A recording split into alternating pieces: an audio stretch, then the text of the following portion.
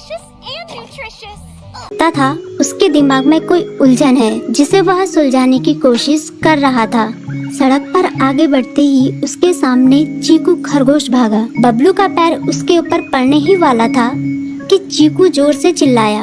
उसकी आवाज सुनकर बबलू ने अपना पैर पीछे खींच लिया। कहाँ खोए हो बबलू भाई? कहीं नहीं, बस कुछ ऐसे ही सोच रहा था। किस बारे में?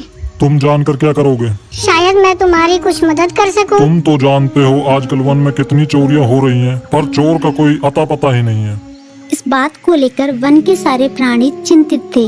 वे वहाँ खुद को सुरक्षित महसूस नहीं कर रहे थे। अरे चीकू भाई, हम मजबूर हैं। हम चोर को पकड़ ही नहीं पा रहे हैं। वह बहुत चालाक है और अपने काम को बड़ी कुशलता से अंजाम दे रहा है। कहीं कोई सबूत ही नहीं छोड़ रहा। हमारे राजा इस बात को लेकर बहुत चिंतित हैं। यही कारण है कि हम सब इस बारे में सोच रहे हैं। अब तुम मेरी इसमें क्या मदद कर सकते हो? मैं कुछ सोचता हूँ, हो सकता है मुझे कोई उपाय सूझ जाए। प्रयास करने में कोई हर्ज तो नहीं है। तुम ठीक कहते हो चीकू, लेकिन वन के गुप्तचर भी अभी तक इसका कोई हल नहीं निकाल सके। इतना कहकर वे चुप हो गए। बबलू की बातों ने चीकू को सोचने के लिए मजबूर कर दिया। चीकू को उदास देखकर बबलू बोला, तुम अपना मन छोटा मत करो। मुझे अच्छा लगा कि तुमने मेरी परेशानी को समझा। कभी मैं भी इस वन के लिए गुप्तचर का काम करता था। एक बार मेरी टांग टूट जाने से मेरे अंदर फुर्ती नहीं रही। तब से मैंने यह काम छोड़ दिया। चीकू, तुम चाहो तो यह काम दोबारा कर सकते हो। वन के प्राणी ज्यादातर दिन में भोजन की तलाश करते हैं, वे रात को आराम करते हैं। तुम दिन रात दोनों में ही भोजन की तलाश में निकल सकते हो। हो सकता है रात को तुम्हें कुछ ऐसी बातों का पता चल जाए जो हमारे काम की हो। हाँ बबलू, तुम ठीक कहते हो। मैं आज रात को वन में घूम कर इस बात का पता करने की कोशिश करता हूँ। थोड़ी देर बातें करके चीकू अपने बिल की ओर बढ़ गया और बबलू अपने रास्ते चला गया। चीकू के दिमाग में अभी तक बबलू की कही बातें घूम रही थी। उसे समझ नहीं आ रहा था वह बबलू की मदद कैसे करे। दिन भर वह उसी उधेड़-बुन में लगा रहा।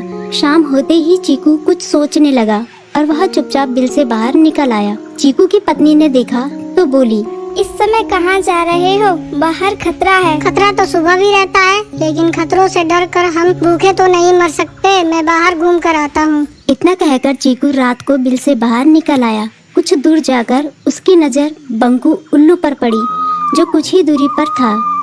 वह पेड़ की डाल पर बैठा अपनी गर्दन चारों तरफ घुमा रहा था। वह तेजी से पेड़ की एक डाल से दूसरी डाल पर उड़ रहा था। बंकू की नजर उस पर नहीं पड़ी थी।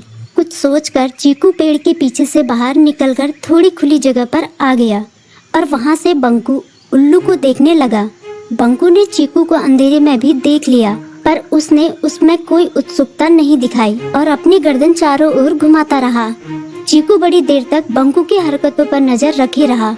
वह थोड़ी देर तक खुले मैदान में खड़ा रहा, पर बंकू ने उसे देखकर भी अनदेखा कर दिया। उसने महसूस किया कि बंकू के आसपास चमकू चमगादड़ भी मंडरा रहा था। कुछ देर वन में घूमने के बाद चीकू अपने बिल में लौट आया और सुबह होने का इंतजार करने लगा। अगली सुबह बबलू उसी रास्ते में जा रहा था। रास्ते में चीकू उसका इंतजार कर रहा था। आज बड़ी जल्दी आ गए बबलू। हाँ, आजकल मुझे चिंता की वजह से नींद नहीं आती। कोई नई खबर है क्या? यकीन से तो मैं नहीं कह सकता, पर मैं तुम्हें ऐसे प्राणी का नाम बता सकता हूँ जो शायद चोरों की मदद कर रहा है। कौन है वो? बंकू उल्लू। इतना कहकर चीकू ने रात की घटना उसे ज्यों की त्यों सुना दी। इसे सुनकर बबलू का माथा ठनका। बबलू की आंखें चौंधिया गई। तुम ठीक कह रहे हो। मुझे आज रात बंकू और चमकू पर नजर रखनी होगी। इतना कहकर वे दोनों अपने अपने रास्ते चले गए। बबलू रात को अपने साथियों के साथ बंकू पर नजर गड़ाए रहा। उसकी संदिग्ध गतिविधियों को देखकर बबलू ने उसे उसके साथियों चंकी और संकी लोमड़ के साथ पकड़ लिया। बबलू ने सख्ती से पूछताछ करनी शुरू कर दी। तुम इस समय बंकू चमकू के साथ क्या कर रहे हो? हम चारों दोस्त हैं, इसलिए साथ बैठकर बातें कर रहे हैं। चमगादड़ और उल्लू की दोस्ती तो समझ में आती है, पर लोमड़ के साथ दोस्ती कैसे हो सकती है? सख्ती से पूछने पर दोनों ने अपना जुर्म कबूल कर लिया और सभी चोरियों के बारे में बताया जो उन्होंने कुछ दिन पहले वन में की थी। बबलू ने उनके चोरी का सारा सामान भी बरामद कर लिया।